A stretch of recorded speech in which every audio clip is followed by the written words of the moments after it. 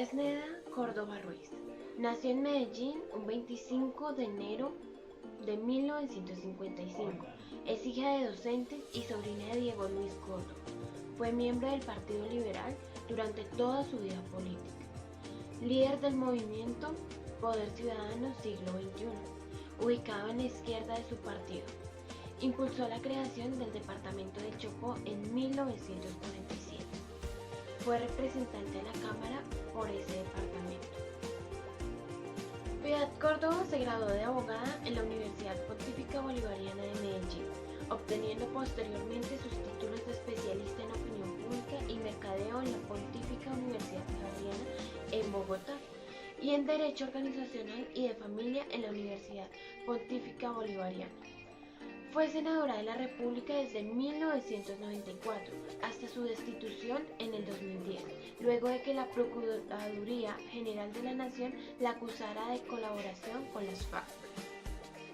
En agosto del 2007, Córdoba se involucró en el tema del acuerdo humanitario entre las FARC y el gobierno del presidente Álvaro Uribe Vélez, autorizada por el gobierno del cual era opositora. Durante su mediación, logró junto con el presidente venezolano Hugo Chávez la liberación unilateral de 6 secuestrados que permanecieron en el poder de las FARC durante varios años. Debido a sus posiciones políticas, recibió múltiples críticas y una percepción negativa en varios sectores de la opinión pública, mientras otros sectores respaldaron su gestión, por la cual en el 2008 fue nominada al Premio Príncipe de Asturias de la Concordia.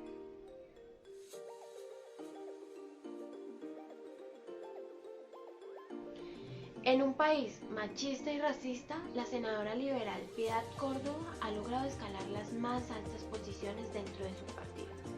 Y todo ello gracias a una cualidad que le reconocen por igual, seguidores y detractores, su valentía. A punta de su valor, pasó de ser una activista política de base cuando estudiaba Derecho en la Universidad Pontífica Bolivariana de Medellín, hasta convertirse en directora alterna del partido. En este último cargo ha tomado posiciones valientes con respecto a las investigaciones que realiza la Fiscalía en contra de miembros del partido.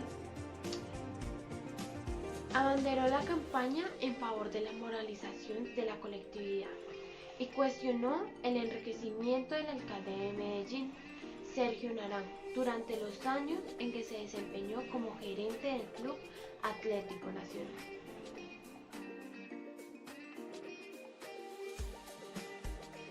Débora Arango Pérez, nacida en Medellín el 11 de noviembre de 1907.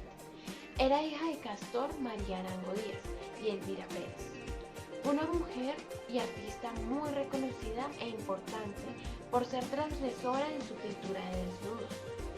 Débora cuestionó a la sociedad mojigata que rechazaba sus pinturas de desnudo, cuestionando por qué a su maestro Pedro León Gómez y a otros hombres sí se les permitía dibujar o pintar anatomía femenina, y a ella le negaban expresar su propio arte y retratar a la mujer según su punto de vista.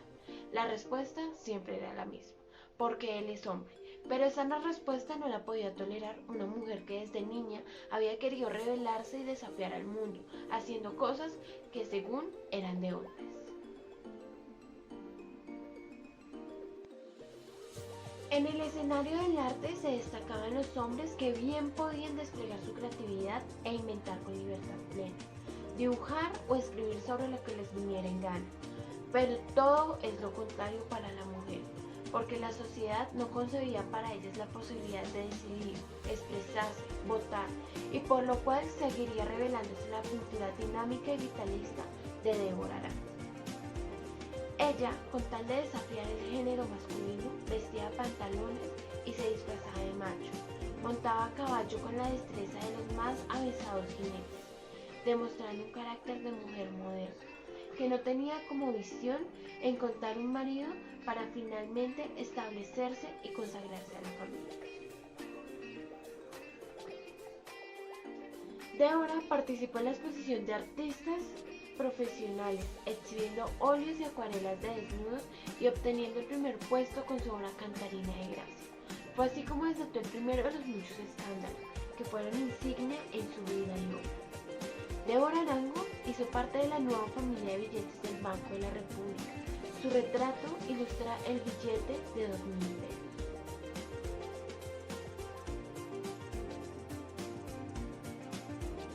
En mi punto de vista, ella no tuvo el reconocimiento que debió tener. Le tocó una época difícil por parte de la Iglesia y el gobierno, ya que el Estado le había entregado el poder a la Iglesia para que vigilara la vida y el cuerpo de las personas, y en este momento no tenían derechos. Los dibujos de Débora son maravillosos. Empieza a realizar un trabajo bajo estereotipos reales y empieza a ilustrar un cuerpo donde la mujer no está siendo vista de manera idealizada como la musa.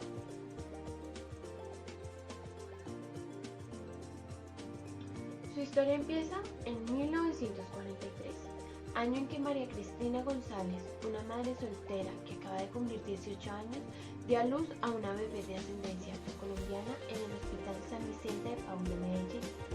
Se ha dicho que esa bebé fue abandonada en una canasta a la entrada del Palacio de Bellas Artes, pero ella quedó al cuidado de los médicos del hospital y a la espera de que alguna persona estuviera interesada en adoptarla, pues en ese momento su madre no se sentía en condiciones de criarla.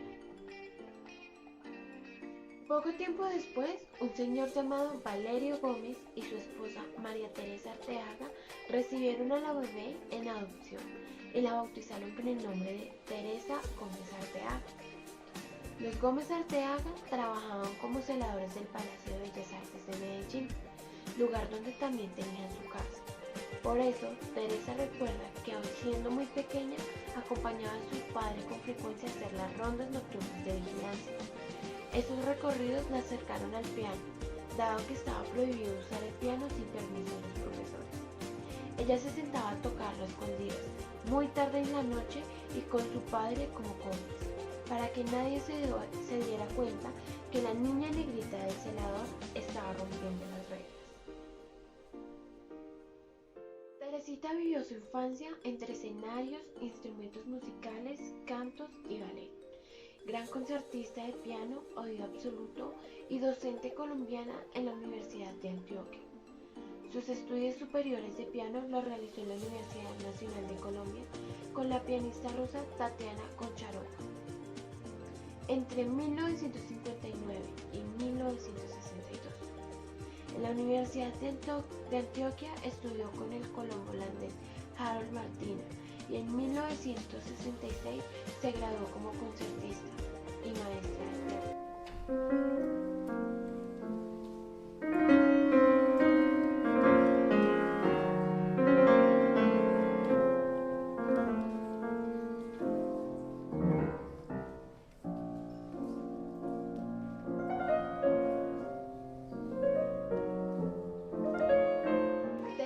Se ha enfrentado toda su vida a la discriminación por motivos de raza. Ser negra y ser pianista en su época era impensable.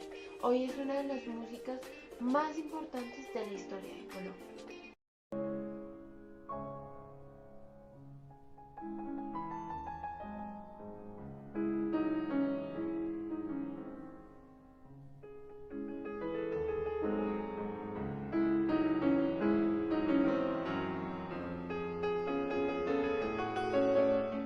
Gracias a su grandioso talento, desafió las leyes sociales y morales de la sociedad en que nació.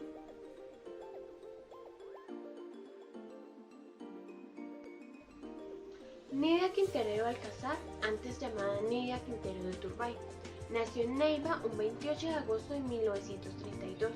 Es una líder cívica colombiana, es presidenta de la Fundación Solidaridad por Colombia, creada en 1975. Fue primera dama de la nación entre 1978 y 1982. Estudió en el Colegio de la Presentación de Neiva con las Dominicas Terciarias de Funza, en el Colegio de Monjas del Rosario de Bogotá, y después de la muerte de su padre, recibió una beca para continuar estudios en el Liceo Nacional Femenino Antonio Santos. Hija de Jorge Quintero Céspedes y Adalia Turbay.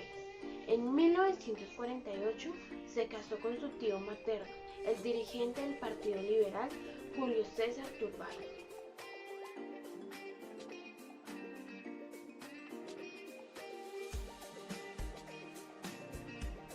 pasando a ser conocida como Nidia Quintero de Turbay.